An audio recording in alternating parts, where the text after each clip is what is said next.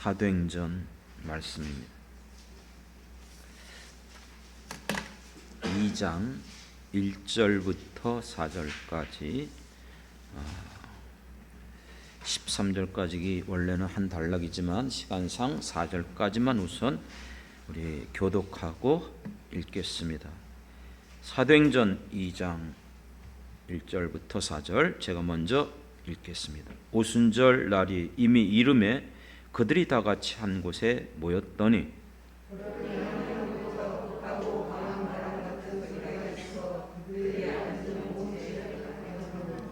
마치 불의 혀처럼 갈라지는 것들이 그들에게 보여 각 사람 위에 하나씩 임하여 있더니 그들이 다 성령의 충만함을 받고 성령이 말하게 하심을 따라 다른 언어들로 말하기를 시작하니라.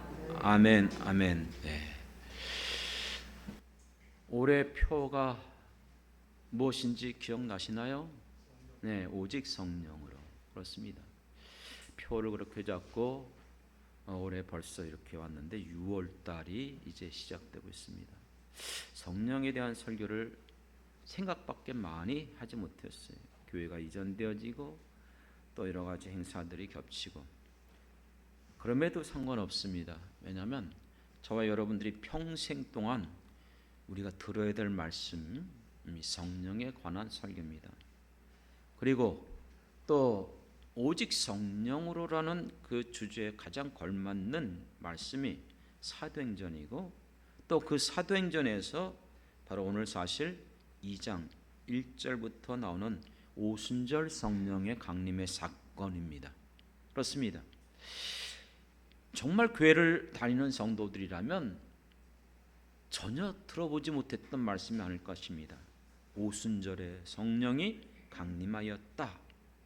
이것이 바로 우리 기독교의 역사 가운데 전환점을 이루는 중요한 사건이거든요.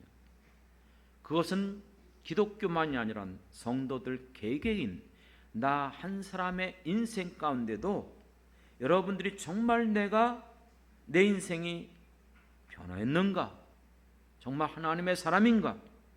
그것들을 점검해 볼 수 있는 또한 중요한 사건이기도 합니다. 여러분, 우리가 이 말씀을 들으면서 우리가 중요한 건 언제나 하나님의 말씀입니다. 자주 말하지만 여러분들이 오해가 없길 바랍니다. 저는 근간에도 한번 이렇게 찾아서 확인해 보고 또 확인해 봐요. 목회자의 사명이 뭘까? 그 다음에 신학교에서 제가 대학원을 여러 개를 다녔지만 그곳에서 설교학을 공부하면서 설교란 게 뭘까? 아무리 살펴봐도 또 교수들한테도 늘 공부하면서 늘 또한 실습하면서도 귀에 못 박일 정도로 들었던 것, 결코 자기 얘기하지 말라는 거예요. 체험하지 말라는 거예요. 설교는 성경 얘기를 해야 됩니다. 하나님의 말씀을 전환하고 세운 것이 목사입니다. 그래서 참 저도 어떤 때는 그러한 유혹을 받을 때가 있어요. 사실 성도들이 좋아하는 게 뭘까? 어떤 것을 듣고 싶어 할까? 어떤 것에 마음이 감동이 날까? 감성을 건드릴 수 있는 게 어떤 것인가? 그런 또한 조언도 제가 들었고요. 또 그런 지시도 받기도 했었고요. 하지만 제가 지금까지 배우고 듣고 확인했던 바 하나님의 말씀은 오직 성경을 통해서만 전해져야 될 줄 믿습니다. 왜냐하면 오늘 여러분들이 이 성령에 대해서 정말 객관적인 올바른 시각을 가져야 되는데 성령은 이거 새로운 게 아니에요. 창세 때부터 있었던 분이 성령이신 줄 믿습니다. 믿습니까? 오늘 갑자기 여기서 말하는 사도행전 2장에서 예수님 말씀하셨던 그 약속이 이 오순절에 오늘날 우연찮게 임한 게 아니에요. 그럼에도 불구하고 왜 이 사건이 그처럼 기독교에서 중요한가? 이유가 있단 말이에요. 언제 성령이 임했다고요? 오순절 날에. 왜 하필이면 오순절이에요? 성경에 일어난 사건은요 우연이 결코 없어요. 필연이에요. 근데 그 필연을 깨닫지 못하면 거기에 담겨져 있는 진정한 의도와 그 의미들을 놓치고 있을 수 있어요. 이것을 이해하기 위해서 왜 구약시대 때 하나님께서는 이스라엘 백성들에게 명령하여서 지키라고 했는가? 3대 절기 아시잖아요. 그건 하나님의 명령에 지켜도 되고 안 지켜도 되는 게 아니라니까요. 제가 최근에 출애굽기를 성경을 읽으면서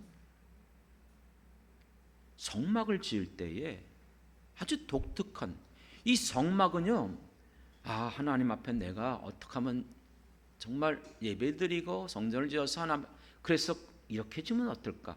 이렇게 만들면 어떨까? 거기다 이것을 세워두면 어떨까? 하나도 없어요. 100% 하나님께서 모세에게 명하신 대로 보여주신 식양대로 모양까지요. 또 재료대로 하나에서 열까지 모든 걸 하나님께서 모세에게 명하셨어요. 이렇게 크기는 어떻고 모양은 어떻게 만들 것이고 재료는 뭘 쓰고. 그럴 때에 모세가 명하신 대로 다 그것대로 하는 거예요, 여러분. 하나님이 말씀하신 대로 행하는 것이 하나님의 사람들, 우리들의 모습이 되어야 될 줄 믿습니다. 그러면 우리에게 이 오순절 말고 또 다른, 여러분, 우리가 이 3대 절기가 있잖아요. 미리 얘기 드리지만 그러면 지금 왜 우리는 이것들을 안 지키죠? 예수 그리스도 안에서 완성된 줄 믿습니다. 그래서 갈라디아에서 보면 월삭 절기들을 이제는 지키지 않아요. 왜요? 예수 그리스도 안에서 이루어졌기 때문에. 여전히 유월절을 지키고 여전히 무교절 지키고 그런 무리들이 있어요. 기독교 아닙니다. 그렇죠? 저쪽 이단들, 하나님의 교라던가 어디에요? 저기 군대 나가는 거기는 이런 데들 보면 여전히 그걸 지켜요. 유월절은 어떤 의미죠? 아시는 것처럼 이스라엘 백성들이 애굽의 압제 속에서 이제 해방을 나올 때 마지막 10가지 재앙 중에서 10번째 재앙인 양을 문술주 그 기둥에 피를 바르게 되면 죽음으로부터 벗어나게 되는, 그렇죠? 그 제도가 바로 유월절이에요. 넘어가겠다. 죽음이 넘어가겠다. 그런데 이 유월절은 무엇을 상징하는 거예요? 영예를 마음대로 우리가 하면 안 돼요. 그거는 여러분 자기 영예. 성경에 앞에 있던 사건을 풀어줬을 때, 영적인 해석했을 때 그거는 맞는 거예요. 그러면 유월절이 누구라고요? 우리는 알고 있는 것처럼 예수 그리스도. 왜요? 세례 요한도 예수를 보고 뭘 했어요? 보라, 세상 죄를 지고 가는 하나님의 어린 양이다. 성경이 성경을 향해서 말씀해주고 그거 외에 없어요. 그렇기 때문에 예수님은 바로 유월절의 어린 양으로서 우리를 모든 이 죽음으로부터 구원시키시는 구원자가 되시는 줄 믿습니다. 그리고 실제 예수님 당사자도 자신도 유월절에 무엇을 행하셨죠? 성찬 예식. 기억나시죠? 그러면서 그 유월절에 있는 모든 걸 누구에게 도입했어요? 자기에게. 그렇습니다. 포도주를 먹으면서 이것은 내가 너희를 위하여 흘리는 나의 피다. 떡을 먹으면서 이것은 내가 너희를 위하여 찢기는 내 몸이다. 그리고 이제는 다시는 이것을 먹지 않겠다. 그렇습니다. 예수 그리스도를 통하여서 유월절이 완성된 거예요. 어떻게요? 그분이 십자가에 죽으심으로.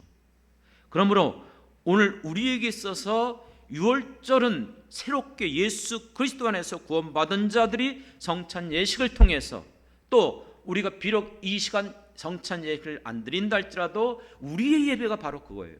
우리는 그것을 고백하고 하나님 앞에 예배드리고 있습니다. 믿습니까? 그렇습니다. 두 번째는 여러분, 무교절은 뭡니까? 유월절 끝난 후 7일 동안 한 주간을 지키는 거예요. 무교절이라는 건 무교병, 누룩이 들어가지 않는 빵과 쓴 나물을 먹는 거예요. 왜 그걸 먹으라고 했어요? 일주일 동안 너희들이 애굽에서 고난 겪었던 것들을 기억하라는 거예요.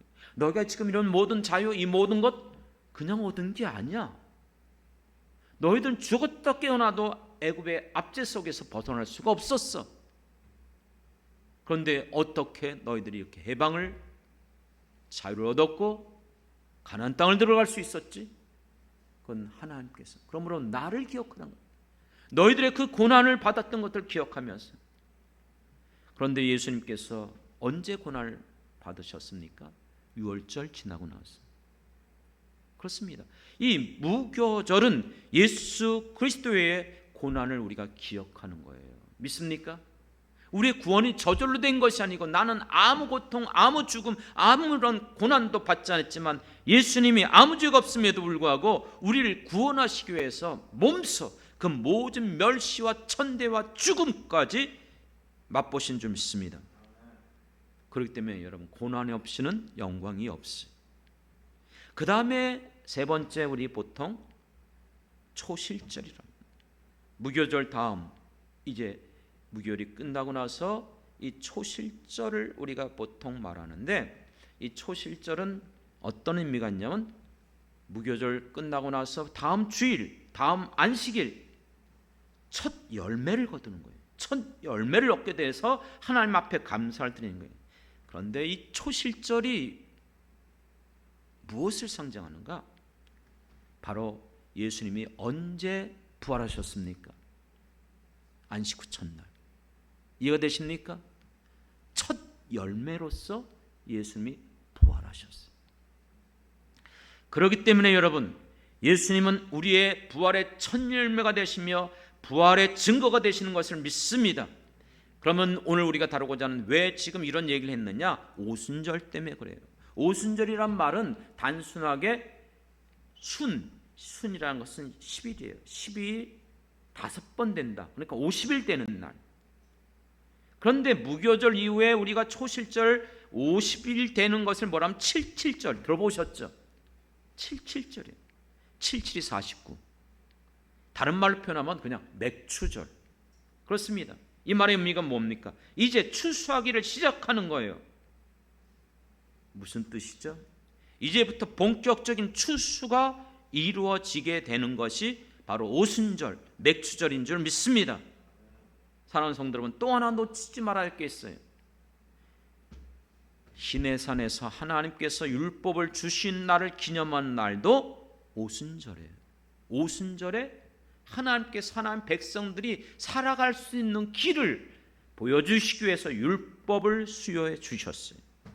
그러므로 여러분, 이 오순절은 영적인 의미로 초실절에 부활의 첫 열매가 되신 예수님께서 부활하셨던 것처럼 이제 오순절을 맞이하면서 오늘 우리의 모든 믿는 자들에게 구원의 약속 증거로서 뭘 보여주신 거예요?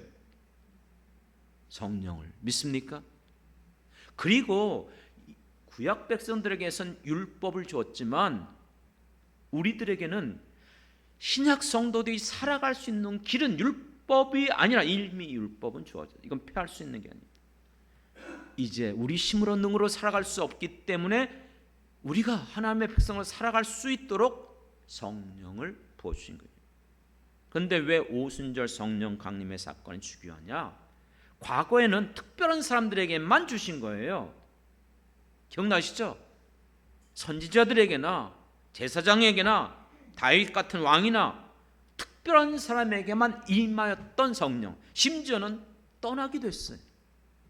그게 구약에서 하나님 백성들 가운데 나타났던 성령의 역사십니다. 그런데 신약 시대와 갖고는 달라지는 거예요. 예수님이 이미 약속했어요. 내가 너희들에게 무엇을 주겠다? 성령을 주시겠다. 이것은 사도행전에서만 나오는 약속이 아니라 요한복음에서 자주 등장하셨던 보혜사를 보내겠다. 그렇습니다.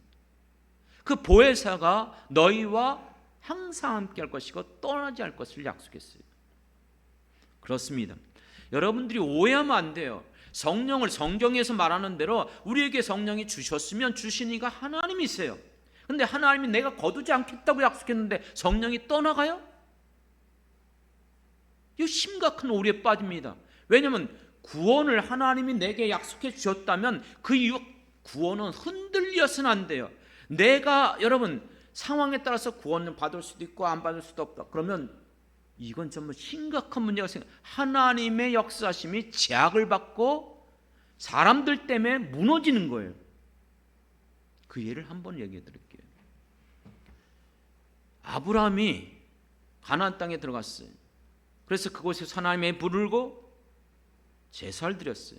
근데 그날 가나안 땅에 심한 기근이 왔어요. 가뭄이 왔어요. 어디로 갔죠? 애굽으로 내려갔어요. 내려가면서 어떻게 반응했어요? 초기 아브라함의 모습은 육신적인 모습이에요. 100세가 돼서 의롭다면 그때까지 과정이 성화되는 과정이 많았어요. 한두 번이 아니에요. 가서 거짓말을 했어요. 뭐라고요? 내 누이라고요. 거짓말했는데 이 거짓말한 사건 때문에 오히려 바로로부터 축복을 받습니다.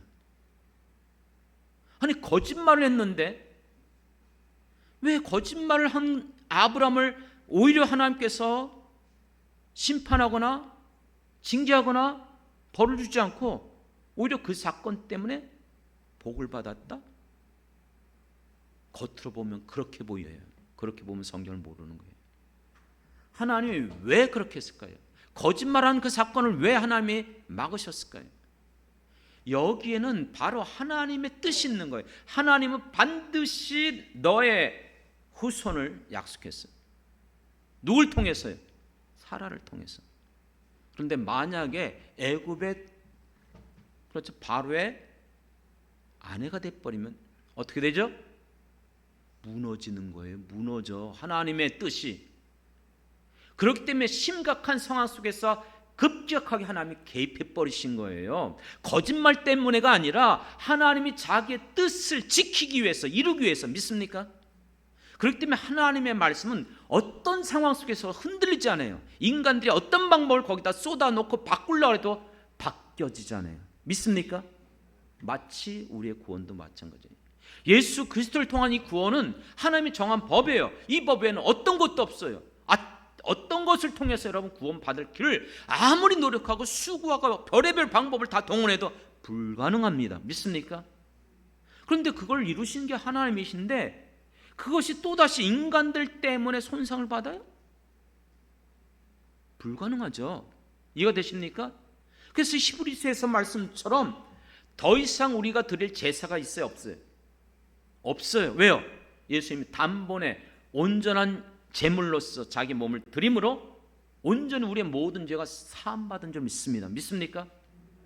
여러분들이 예수를 믿고 죄를 범하고 여러분들이 죄를 여러분 짓는 것을 아시래요. 그렇다고 할지라도 예수님이 다시 오지 않아요. 다시 내 죄를 위해서 십자가에서 안 죽어요. 왜요? 십자가의 그 구속 죄사함의 은총은 온전한 것이에요. 믿습니까? 그러면 우리는 어떻게 죄사함을 얻어요? 우리가 믿는 예수님의 십자가를 붙잡고 하나님 앞에 나가 고백하는 거예요. 다시 내가 정결케 되는 거예요. 믿습니까? 이것처럼 여러분 그렇기 때문에 성령을 주시기로 약속한 이 사건은 구약의 사건과 획기적으로 다르다는 걸 보여준 게 오순절 성령 강림 사건이에요. 이 사건 이후로부터 이제부터는 모든 기독교인들 예수를 믿는 모든 자들에게 주님께서 약속하신 대로 이제 선물로 성령을 부어주시길 작정한 거예요. 누구에게요? 특별한 사도들? 특별한 죄종들? 아니요. 누구든지 예수를 믿는 자들이라면 자기의 죄를 고백하고 회개하며 예수 그리스도를 나의 구세주로 영접했다면 하나님께서 선물로 성령을 주시는 거예요. 이게 왜 중요하냐면 만약에 여러분들이 성령을 받지 못했다면 여러분은 필연적으로 구원받지 못해요. 구원받은 자들에게만 약속한 거기 때문에. 믿습니까? 그렇기 때문에 성령이 있느냐 없느냐 예수를 믿으면서 여전히 이걸 가지고 논쟁을 갖고 이걸로 가지고 여전히 마음에 의심을 품는 사람은 심각한 지금 신앙의 오류에 빠져 있거나 아직도 이 구원을 내 안에 확신하지 못하고 있는 거예요. 내가 예수님을 정말 믿었다면, 내가 정말 죽었다 깨어나던 내 죄 어떤 방법으로도 깨끗함을 얻을 수 없고 사함을 받을 수도 없고 난 결국 갈 수 있는 운명적인 필연적인 저 지옥에 떨어질 수밖에 없었던 내가 어떻게 하나님의 자녀가 됐는가? 오직 하나, 성경에서 증언하고 또 우리에게 분명히 말씀하고 있는 우리의 모든 죄를 용서하시기 위하여 우리를 이 모든 죄와 사망, 이 심판으로부터 구원하시기 위하여 오신 예수 그리스도를 내가 믿고 고백하고 회개할 때에 우리가 예수의 십자가로 말미암아 죄 사함을 받게 될 줄 믿습니다. 주 예수를 믿으라. 그리하면 너희가 구원을 받을 것을 약속했고, 그리고 뒤쪽에 이제 이 오순절 성령 강림을 받은 이후의 사도 베드로가 분명히 뭐라고 사람들 앞에서 설교하면서 얘기합니까? 너희가 예수의 이름으로 뭐예요? 세례를 받고 죄사함 받으라. 그리하면 필연적인 거예요. 이건 여러분 이럴 수도 있고 저럴 수도 있고 아니고요. 정확하게 얘기할게요. 2장 마지막 끝부분에 나오죠. 38절 베드로가 이르되 너희가 회개하여 각각 예수 그리스도의 이름으로 뭐예요? 세례를 받고 죄사함을 받으라. 예수를 믿고 죄사함을 받았어요. 그러면 어떻게 돼요? 그리하면 성령의 선물을 받으리라. 믿습니까? 그렇습니다. 그렇기 때문에 이제 예수를 믿는 우리들에게는 어떤 사람도 예외함 없이 성령을 선물로 주시는 줄 믿습니다. 이 말을 다른 식으로 바꿔봅시다. 그렇기 때문에 지금은 성령의 시대라고 흔히 말해요. 다시 말하면 주님의 교회는요, 성령이 없으면 주님의 교회가 아니에요. 이해되십니까? 하나님의 사람들은 성령을 받지 못했다면 예수 믿는 자가 아니에요. 교회는 반드시 사람들의 역사, 아니요, 성령의 역사가 나타나는 것이 교회가 되어야 될 줄 믿습니다. 그렇기 때문에 여러분, 오늘 우리들에게 있어서 성령이 내 안에 임하였고 우리의 교회에 성령이 역사한다는 것이 무엇일까? 그것이 오늘 본문을 통해서 4절에 보니까는 어떻게 말씀하고 있을까? 3절 4절에 그들 가운데 성령이 임하는 사건이 오늘 읽었던 본문에서 나와요. 첫 번째는 2절부터 보죠. 호련히 하늘로부터 급하고 강한 뭐예요? 바람소리. 강한 바람이라 했잖아요. 이 바람이라는 것은 그냥 원어적으로 표현해서 그래요. 바람이라는 게 휴누마예요. 뭐예요 이게 원래? 성령이라는 극하고 바람. 그것은 생기, 영, 바람 훅 불어주는 거. 그렇죠? 이해가 되시죠? 우리 인간이 하나님이 만드신 후에 코에다 뭘 불어넣었다고 그랬어요? 생기를 불어넣었다고 그랬어요. 여러분 뿐만 아니라 에스겔 골짜기 환상에서 이스라엘 백성들의 모습을 에스겔에게 환상으로 보여줬어요. 그 골짜기에 가득한 마른 뼈, 그 이스라엘 백성이라고 했어요. 근데 그 죽어있는 이스라엘 백성들이 어떻게 일어나 하나님의 군대가 된다고 그랬죠? 하나님의 말씀을 대언할 때에 뼈들이 연결되어지고 또 말씀을 대언할 때에 살이 더 펴지고. 이해가 되시죠? 그리고 가죽이 더 펴지고. 하지만 뭐가 없었다? 생기가 없었다. 그때 생기를 불어넣을 때 하나님께서 일어나는데 하나님의 군대. 그렇습니다. 여기서 강한 바람 소리는 성령이며 이것은 곧 우리에게 주시는 성령의 바로 생명력, 능력, 우리를 소생케 하는 바로 영이신 줄 믿습니다. 성령이 우리 안에 들어가면요 반드시 소생케 되는 역사가, 다시 살아나는 역사가 일어나게 되는 거예요. 믿습니까? 이것이 성령의 첫 번째 역사예요. 우리를 죽은 영혼 가운데 다시 한번 소생케 되어지는, 다시 한번 우리를 회복시키는 역사가 성령을 통해서만 가능해요. 생명을 주시는 그 생명력이 성령을 통해서. 우리가 그래서 자주 부르는 복음송가 중에 그런 복음송가 있잖아요. 저 죽어가는 내 형제에게. 기억나시죠? 찬양 모르시나요? 저 죽어가는 내 형제에게 생명을 주소서. 흑암의 권세에 매여 내 일을 빼앗긴 자들에게 아버지여 이 백성 다시 살게 하소서. 어떻게 이 백성이 다시 살아나고 다시 한번 소생케 되어지며 다시 한번 여러분 생명이 좋아질 수 있죠. 그 찬양 뒷부분에 가면 이렇게 메마른 뼈들의 생기를 부어주소서. 아버지의 긍휼 주의 군대로 서게 하소서. 그 다음에 뭐죠? 성령의 바람 이제 불어와. 성령의 바람이 그들 가운데 불어올 때에 일어나는데 하나님의 큰 군대가 되는 줄 믿습니다. 그렇습니다. 성령이 나를 소생시키는 역사가 일어날 때 옛사람을 벗어버리고 죽었던 우리들, 허물과 죄로 죽었다 그랬어요. 우리를 죽은 우리가 살아나는 거예요. 여러분 살아있습니까? 어떻게 알 수 있죠? 내 안에 성령이 있는 거, 역사하는 거. 두 번째는 불의 혀처럼 갈라집니다. 성령은 도구가 아니에요. 과거에 잘 알지 못했을 때 불 받으라 여러분 받는 거 아니라니까요. 성령은 스스로 역사하시는 하나님이십니다. 믿습니까? 인간이 주었다가 뺐다가 마음대로 좌지운 아니에요. 여러분 어떻게 하나님을 마음대로 여러분 우리가 주도할 수 있어요? 이것처럼 오만방자하고 불순하고 잘못된 생각 버리셔야 돼요. 성령은 스스로 우리 가운데 역사하시는 거예요. 세례 요한이 우리에게 예수님에 대해서 어떻게 증언했습니까? 나는 물로 세례를 주거니와 내 뒤에 오는 이는 무엇으로요? 물과 불로 성령으로. 믿습니까? 그렇습니다. 불은 모든 것들을 태워버리는 것이에요. 우리를 다시 한번 회복시키는 역사 가운데 우리의 모든 죄악된 것들을 태워버리지 않으면 불가능해요.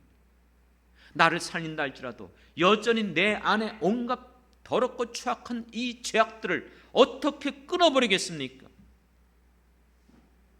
결심한다고요? 40일 금식한다고요? 아니요.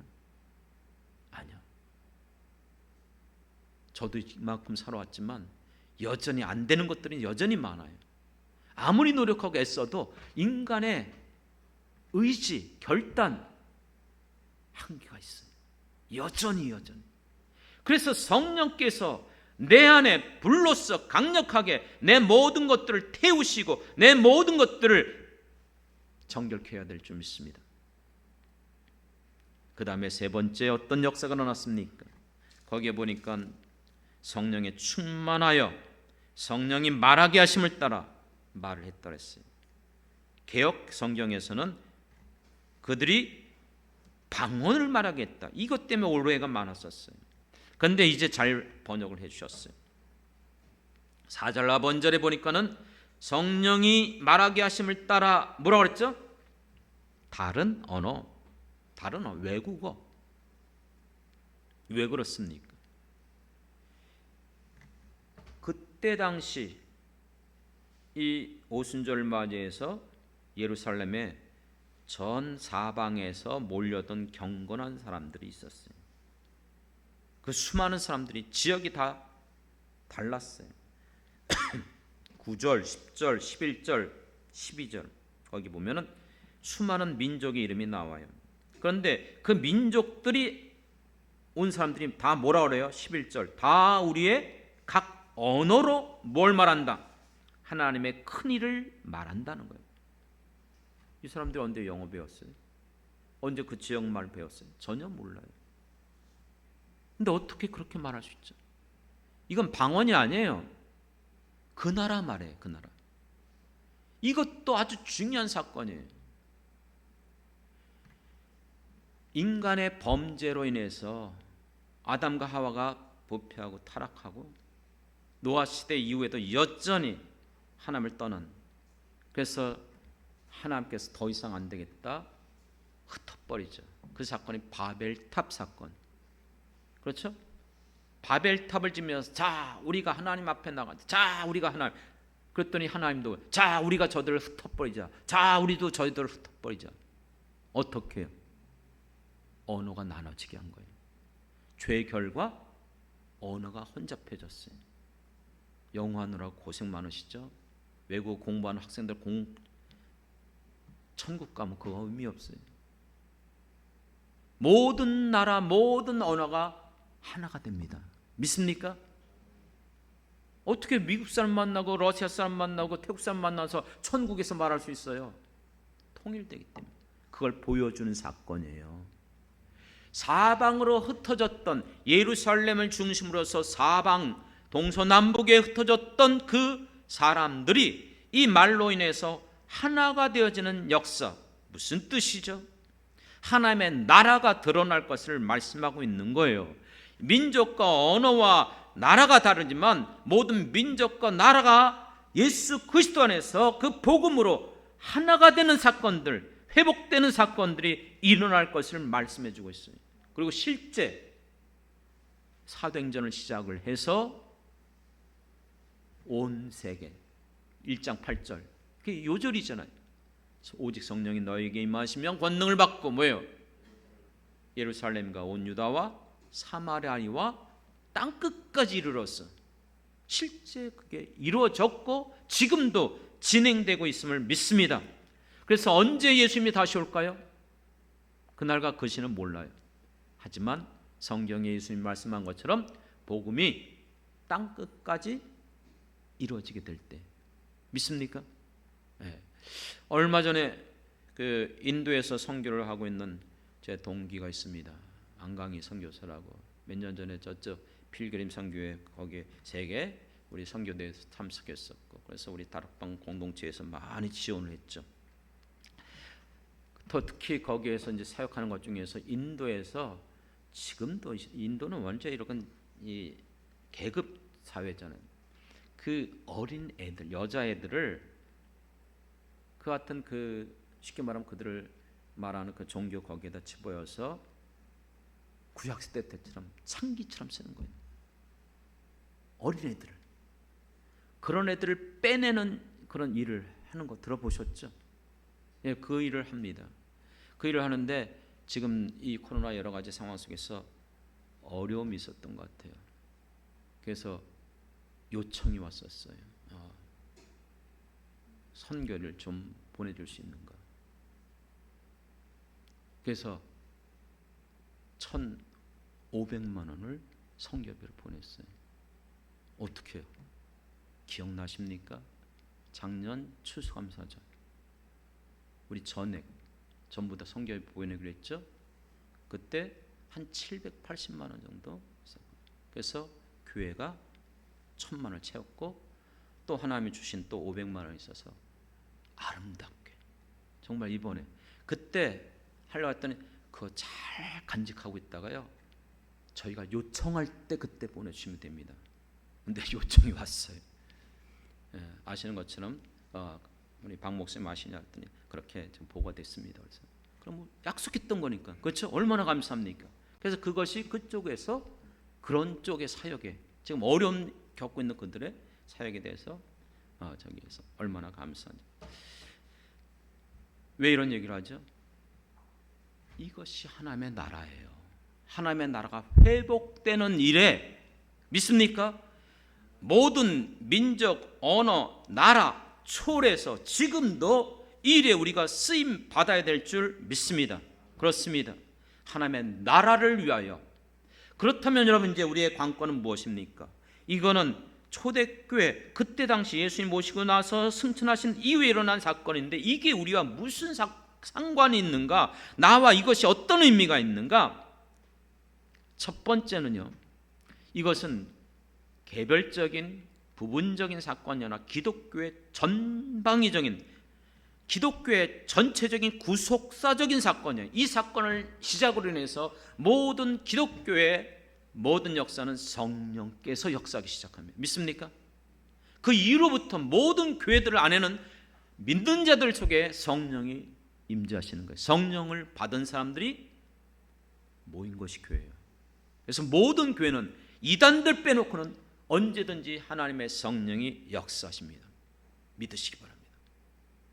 그러면 왜 교회에 예수님께서 사도행전을 통해서 지상의 초대교회, 예수님의 그 교회가 세워지는 일에 그토록 성령을 강조했을까? 이것을 받아야 된다고 필연적으로 약속하셨을까? 왜 그것을 분부하고 당부하셨고 끝까지 떠나지 말고 기도하라고 말씀하셨을까? 그거예요. 하나님의 교회는요, 기독교는 성령을 떠나서는 불가능해요. 그리고 예수님이 말씀하신 것은 1장에서 지난번 살펴봤던 것 주제가 뭐였어요? 하나님의 나라에 대해서 했어요. 하나님의 나라. 하나님께서 창세기를 통해서 이 지상의 하나님의 나라, 이스라엘 민족, 육적인 이스라엘 하나님의 나라, 그리고 완성될 저 천국의 영원한 하나님의 나라, 그 과정 속에서 깨어지고 회복되는 하나님의 나라는 예수 그리스도를 통해서 바로 이 땅에 이루어지는 주님의 교회가 하나님의 나라인 줄 믿습니다. 믿습니까? 그럼 그 하나님의 나라가 무슨 뭐 건물이에요? 무슨 뭐 이거 공동체 아니요? 그 하나님의 나라는 구원받은 한 사람 한 사람, 그걸 뭐라고 그랬어요? 복수형. 교회는 에클레시아. 기억나시죠? 믿는 우리들, 예수를 믿고 구원을 받아서 성령을 받은 우리들이 모인 게 교회입니다. 그러니까 성령을 받은 사람들이 함께 모여서 우리가 해야 될 일은 뭐예요? 하나님의 나라가 드러나야 돼요. 하나님의 이런 나라가 완성되어지고 그 모든 것들이 하나님의 나라를 위해서 쓰임받아야 됩니다. 교회는 필연적으로 하나님의 나라가 이 땅에서 세워지는 것이 주님의 뜻이에요. 우리 힘으로 근데 못하거든요. 그걸 할 수 있도록 뭘 준 거예요? 성령. 그렇습니다. 성령이 우리 안에 역사할 때만 하나님의 나라가 실제화될 수 있는 줄 믿습니다. 사랑하는 성도 여러분, 그렇다면 이 일이 교회가 아니라 나 한 사람, 믿는 한 사람 한 사람이 이루어가는 거예요. 어떻게 해요? 여러분들이 성령을 받음으로 육의 사람이 아니라 반드시 영의 사람이 된 줄 믿습니다. 여러분들이 영의 사람들이라면 육의 일, 육신의 생각을 따르는 자들이 아니에요. 육신의 생각은 사망이요, 하나님과 원수가 되고 하나님의 법에 굴복할 수도 없고 하지도 않아요. 육신에 있는 자는 하나님을 기쁘게도 할 수 없어요. 이게 여러분 로마서의 말씀 아닙니까? 그러므로 여러분 기억하십시오. 오늘 우리가 오순절 성령 강림을 통해서 우리가 어떻게 이 본문을 이해하고 받아들일까? 왜 우리에게 이 성령을 지금도 주시는가? 왜 이 성령을 우리가 받아야 되는가? 오순절 순복음파들이죠. 성령을 받은 사람들에게 반드시 나타나야 되는 것이 방언이라고 강조합니다.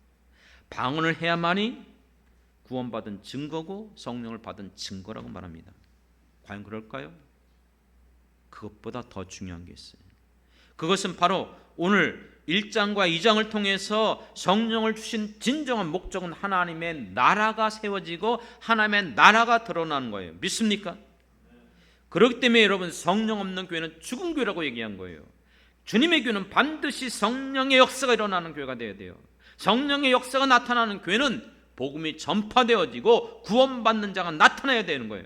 하나님의 나라가 확장되는 거예요. 누룩같이 번져나가야 되는 거예요. 아무리 시대가 말세지 말이고 지금 교회들이 문을 닫는다 할지라도 이 같은 시대 속에서도 얼마든지 하나님이 역사해 주시면, 성령이 우리 가운데 나타나시면 여전히 구원의 역사가 일어날 줄 믿습니다. 믿습니까? 이 일에 우리는 정말, 그러면은 이 일이 가능할수록 믿는 성도 한 사람 한 사람이 반응하고 쓰임받아요. 왜요? 이것은 앞부분에서 지금 획기적인 구속사적인 전체 사건이었지만 동시에 그곳에 있었던 믿는 한 사람 한 사람 한 사람, 어떤 사람도 예외 없이 전부 다 성령을 받았어요. 개인적으로. 믿습니까?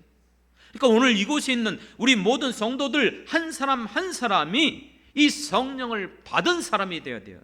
성령을 받았다면 여러분들에게 이 강한 불, 강한 후련한 바람 뭐예요? 여러분, 내가 돌이켜서 예수를 알지 못했을 때 살아갔던 육신적인 것, 세상적인 것, 세속적인 것, 마귀를 따라서 살아갔던 모든 것들을 이제는 내려놓는 거예요.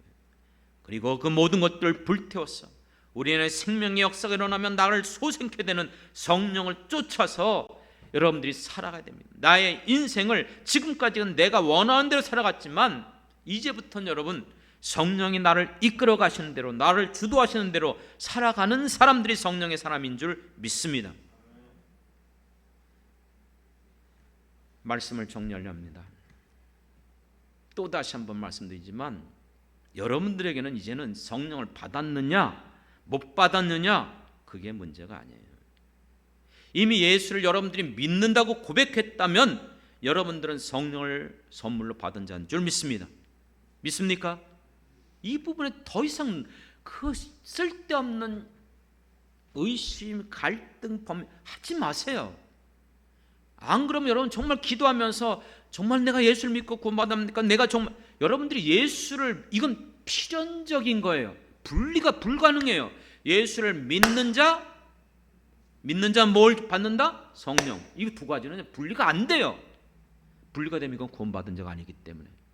그렇다면 여러분 이제는 여러분들에게 있어서 성령을 받았느냐 안 받았느냐가 아니라 늘 말하지만 성령에 충만하느냐 충만하지 못하느냐 이 차이예요. 충만하지 못하니까 성령 없는 자처럼 여전히 육신적으로 살아가는 것이죠. 그리고 이것이 늘 충만한 상태로 가는 게 아니고 기고가 있어요. 세상과 짝하고 하나님 말씀대로 살지 못하고 또 경건의 훈련 제대로 안 하고 있고, 그렇죠? 세상과 기뻐하고 즐거워하고 그러다 보면 내가 육적인 사람으로 나타나는 거예요. 여전히. 그래서 관건이 예수를 믿고 구원을 받았느냐, 구원론은 전체예요.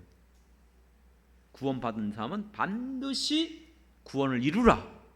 누구처럼 살아가는 거예요. 누구처럼 되는 거예요. 예수님처럼. 그게 뭐라 했어요? 성화가 되는 게 우리의 신앙생활이에요. 성화가 되는 과정 속에서 기고가 있지만 여러분 이 성화를 가능케 한 것도 누굴 통해서만 가능하죠? 성령. 그렇습니다. 성령이 있는 사람만 성화됩니다. 성령이 없는 사람은 육신적으로 아무리 노력해도 그때뿐이에요. 또 꺾어지고 또 육신적으로 나가고 또 하나님을 떠나요. 결국 데마가 세상을 사랑하여 떠났던 것처럼 언젠가 그 사람은 죄송한 얘기지만 떠나더라고요. 떠나는 사람들 가운데는 그런 분들이 있어요. 근데 그것은 인간으로서 판단하고 마음대로 여러분 선언할 수는 없기 때문에 조심스럽죠. 왜요? 또 나갔던 사람 중에 나중에 또 회개의 역사가 일어나갖고 돌아온 사람도 없잖아 있거든요. 그러니까 이거는 죽었다 깨어나도 인간의 주권이 아니에요. 오직 하나님의 주권인 줄 믿습니다. 그러니까 내게 있어서 내가 구원받았느냐 못 받았느냐 두 가지. 하나는 예수 그리스도를 고백하고 예수의 십자가를 붙잡는 것이고, 두 번째는 내 안에 성령이 있음을 믿고 성령에 따라 살아가는 것, 그걸 통해서 우리가 구원받은 자로 살아가는 길인 줄 믿습니다. 그러므로 사랑하는 성도 여러분, 여러분들이 늘 성령의 인도함 받으셔야 됩니다. 그러기 위해서는 제가 늘 강조하잖아요. 제일 먼저 우선순위는 말씀이에요. 성령은 성경을 기록하신 분이에요. 성령은 자기 뜻을 성경을 통해서 나타내요. 성경의 요절도 알죠? 베드로후서 1장 21절, 디모데후서 3장 16절 나오잖아요. 모든 성경은 뭐예요? 하나님의 감동으로 된 거예요. 모든 예언은 사람이 한 게 아니고 성령께서, 그렇죠? 사람에게 주심으로 말미암아 그 기록한 대로, 감동한 대로 기록한 거예요. 이거는 사사로이 인간적으로 자기 생각대로 자기 경험대로 자기 체험에 의해서 해석하지 말라는 거예요. 그걸 강조하기 위해서 앞부분에다가 내가 누구보다도 변화상의 체험을 한 사람이야, 가장 탁월한 체험을 했어요. 다 봤어요. 환상, 음성. 그런데 베드로가 뭐라죠? 그건 확실한 게 아니래. 그거보다 더 확실한 게 있으니 그게 뭐예요? 성경이. 믿습니까? 그렇기 때문에 개개인의 체험은 난 몰라요. 여러분들이 어떻게 체험하고 어떤 역사가 일어나고 어떤 음성을 듣고 환상을, 그거는 여러분의 문제예요. 중요한 거는 우리는 전체적으로 객관적으로 기독교는 언제나 말씀 위에 서는 것이고 성령이 기록한 말씀을 통해서 우리에게 언제나 나타나요. 그렇기 때문에 언제든지 말씀 붙잡는 걸 놓치지 마세요. 그래서 내가 여러분 늘 강조하잖아요. 성경 읽고 성경 묵상하고 성경을 여러분들이 늘 연구하고 살펴보십시오. 왜요? 거기서 나거든요. 내가 성령의 역사가 나타나는 것이 말씀이 내 안에 없으면 생각날 수 없잖아요. 베드로후서 기억나죠? 너희들이 있는 진리가 어떻게 하길 원한다. 내가 떠난 후에도 항상 생각하길 원한다. 그 다음에요, 필요할 때 생각하길 원한다. 또요, 일깨워서. 근데 내 안에 성경이 없는데, 진리가 없는데 생각하려고 해도 생각이 안 나는 거예요. 무슨 얘기로 미국 사람들이 정말 선호하는 하나님 말씀 1위 뭐라고 그랬어요? 기억나십니까? 불가능한 없다? 아니죠. 능력 주시는 자 안에서 모든 걸 할 수, 아니에요. 하늘은 스스로 돕는 자를 돕는다. 근데 그게 어디 성경에 있어요? 성경이 지금 저들이 기독교인이라고 하지만 종교인으로 전락하고 있는 거예요. 명목상 기독교인들이에요. 오늘날 교회 다니는 사람들도 마찬가지예요. 성경을 여러분 우리에게 주셨음에도 성경을 한 번도 읽지도 않고 성경에 어떤 말씀이 있는지 다 알지 못하는 사람이 너무나 수두룩해요. 그렇게 이단에 다 끌려가는 거예요. 잘못된 거 가르쳐줘도 별의별 정말 말 같지 않은 얘기를 해도 다 거기에 뭐 아멘하고 쫓아가요. 하나님 말씀을 여러분 스스로 늘 읽고 묵상하길 바랍니다. 두 번째는요, 그리고 여러분들이 기도하는 거예요. 로마서 8장에서 말하는 것처럼 하나님은 우리에게 성령을 주심으로 말미암아 하나님의 뜻대로 기도할 수 있도록 성령이 내 안에서 말할 수 없는 탄식한 가운데 어떻게 하신다? 도우신다. 믿습니까? 그러니까 여러분들이 성령을 따라서 기도하는 방식은요, 하나님 말씀이 내 안에 있으면 성령 기도하는 가운데 자꾸 그 말씀들이 생각나고 자꾸 연결시켜 주시고 자꾸 깨닫게 하시고 감동시켜 줘요. 그게 지금 사도 바울이 말한 것처럼 우리가 하나님의 삶을 어떻게 거룩해질 수 있죠? 말씀과 기도로. 그게 바로 뭐라 했어요? 경건의 훈련이다. 경건의 훈련은 여러분 싫으면 안 하고 좋으면 하고 하고 싶으면 하고, 아니요. 훈련은 싫어도 좋든 말든 해야 돼요. 끊임없이 하는 게 훈련이에요. 그래서 오후 예배 시간에 계속 여러분 큐티합시다 다루게 되는데 그건 나중에 오늘 오후에 다뤄드릴 것이고요. 여러분들이 정말 힘써서 정말 경건의 훈련을 힘쓰고 성령의 인도를 받으면 때마다 시마다 하나님께서 여러분들을 성령으로 이끌어 가시고 감동 주시고 깨닫게 하여 주시고 그렇습니다. 사랑하는 성도 여러분, 우리는 보이지 않는 악한 마귀와의 싸움 속에 있어요. 사단은 우리의 약점을 너무나 잘 알아요. 여러분들의 약한 게 뭡니까? 물질입니까? 명예입니까? 돈입니까? 지식입니까? 성적인 겁니까? 육신적인 겁니까? 세속적인 것입니까? 그 약한 부분으로 사단은 공격해 온대요. 그런데 그걸 어떻게 이길 수 있죠? 하나님의 전신갑주를 입으라서. 맞죠? 그런데 그 에베소서 6장의 영적 전투에서 보면 그걸 쭉 얘기하고 마지막 뒷부분에 가보면 뭐라고 했어요? 성령을 소멸시키지 말라 하면서 성령 안에서 기도하라. 그러니까 하나님의 전신갑주를 입고 내가 나가서 능력 있게 싸우기 위해선 내 안에 속사람이 강건해져 힘이 있어야 군인이 그 완전 군장 여기 뭐 탄티, 슈루탄, 총 뭐 넣은 걸 전부 다 철모 무거워요. 무거워. 힘이 없으면 행군도 못해요. 주저앉아요. 그렇죠? 그러니까 하나님의 전신갑주를 입고 나가 싸울 수 있도록 내 속사람이 강해져야 돼요. 어떻게 해요? 무시로 성령 안에서 기도할 때 말씀 붙잡고 기도하면서 여러분 안에 성령이 거하시면 분명히 감동하십니다. 분명히 깨닫게 하십니다. 말씀해 주십니다. 전 설교하면서도 언제나 자유롭게 할 수 있어요. 그걸 깨달았기 때문에. 내가 이 말씀을 전하지만 전하게 하는 성령은 또 각 성도들 한 사람 한 사람 속에서 스스로 역사하시는 하나님이에요. 이분은 설교 중에 이쪽 말씀을 통해서 감동받아요. 이분은 전혀 거기엔 감동받지도 않아요. 근데 저분은 설교 중에서 다른 뒷부분에 있는 별거 아닌 쉽게 넘어왔던 말씀 한 구절이 그분을 너무나 강하게 사로잡아요. 누가 하시는 거죠? 성령이. 그렇습니다. 성령이 스스로 독자적으로 여러분들 속에서 말씀하시고 깨닫게 하시고 분별하실 것을 믿습니다. 마지막 세 번째는 그거예요. 그러므로 말씀 붙잡고 기도하면서 만약 성령이 여러분들에게 감동하시거나 깨닫거나 지시하거나 말씀하신 게 있습니까? 그거 반드시 붙잡으십시오. 그거 놓치지 마세요. 그건 성령이 내게 주신 말씀이에요. 그거 붙잡고, 지금 눈에 보이는 것이 전혀 불가능해 보이고 이루어지지 상관없어요. 하나님이 성령을 통해서 성령이 내 안에 역사하시면 끝까지 믿고 나가면 때가 되면 그때는 내 때가 아니에요. 하나님 때예요. 믿습니까? 때가 되면 이루어져요. 교회 이전하는 문제요, 이게 단순간에 이루어진 게 아니에요. 정말 수년 전부터 기도하면서 그때도 막 찾아다녔어요. 근데 기도할 때에 가끔씩 이거는 이건 제 개인적인, 가끔씩 그런 역사하실 때가 있어요. 앞서가지 마라. 내가 할 것이다. 넌 믿고 따라오라. 이렇게 나오더라고요. 그래서 막 찾아보다가 그만뒀다니까요. 앞서가지 말라 그랬거든요. 그리고 중간중간에 몇 번 그런 적들이 있었어요. 어떤 교회는 정말 갔을 때 너무 교회가 좋은 거예요. 그리고 그 교회를 우리를 주려고 했었던 분이 또 없지 않았었어요. 그래서 하나님 뜻이구나. 또 거기 가서 또 기도 열심히 했어요. 기도했더니 내가 믿느냐? 믿으면 보리라. 이러더라고요. 아, 이거 주시는구나. 주시긴요. 안 줬어요. 도대체 뭐예요, 도대체? 그럼에도 하나님 내게 주신 말씀 저는 포기 안 했어요.